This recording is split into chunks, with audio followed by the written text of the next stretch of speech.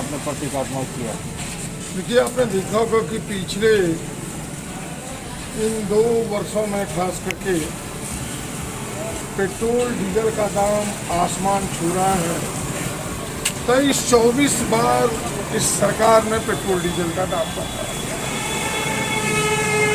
दुगने दाम पर है पेट्रोल डीजल।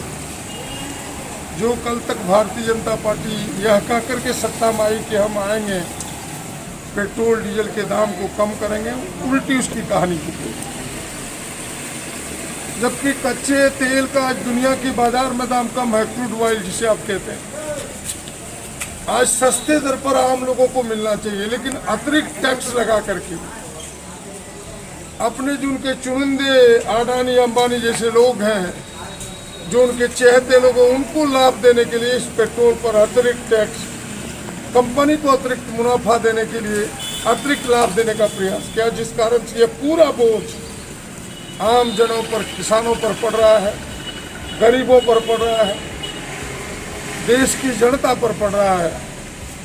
यानी आप कह सकते हैं कि यह पेट्रोल डीजल की महंगाई आज गले का फांसी का फंदा बन चुका है। लोग करा रहे हैं, जिस कारण से सारी चीज महंगे हो चुके हैं, सारी चीज़ों का दाम आसमान छू रहा है। एक एक चीज़ों के दामों पर प्रभाव इसका पड़ रहा है। इसलिए कांग्रेस ने आज पूरे देश में भारत सरकार की इस नीति, इस निर्णय के खिलाफ में सांकेतिक रूप से कोरोना काल में विरोध प्रदर्शन करने का फैसला लिया है कि सरकार इस दाम को कम करे, टैक्स कम करे, अपने चहेते लोगों को अधिक लाभ देने का प्रयास न करें, आम जनों को लाभ देने का प्रयास करें। उसी का यह सांकेतिक विरोध है। इसीलिए पेट्रोल पंप पर हम सब आए हैं, किसी सड़क पर नहीं। इसी बहाने हम लोगों ने सांकेतिक विरोध डाला है और कहा कि यह महंगाई फांसी का फंदा बन चुका है।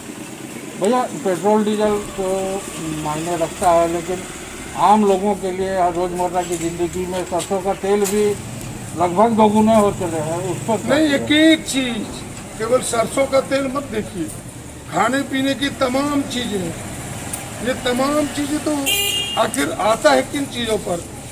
बसों पर, उनके जो के ट्रकों पर, तमाम चीज़ों के भाड़े बढ़े, उसका भी प्रभाव है। और साथ ही महंगाई आसमान पर छू रहा है, जिसे सरकार काबू पाने में बिल्कुल असफल है। सरकार का इस पर ध्यान नहीं है। सरकार केवल एक ही मंदिर, मस्जिद, बस गुरुद्वारा, इसी के बीच लोगों को लड़ाते रहता है।